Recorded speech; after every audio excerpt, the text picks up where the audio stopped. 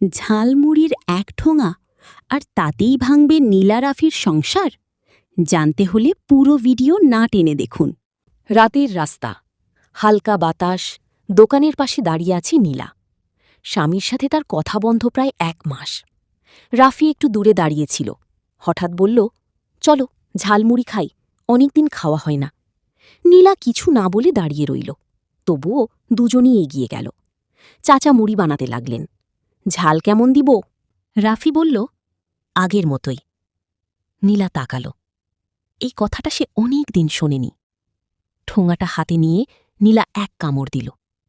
ঠিক সেই পুরনো স্বাদ। নীলা মৃদু কণ্ঠে বলল, যদি তুমি সময় দিতে, বুঝতে আমাকে, তবে আমাদের জীবন থেকে 1 মাস হারিয়ে যেত না কোনোভাবেই। রাফি বলল, আসলে দোষ ভুল আমারই।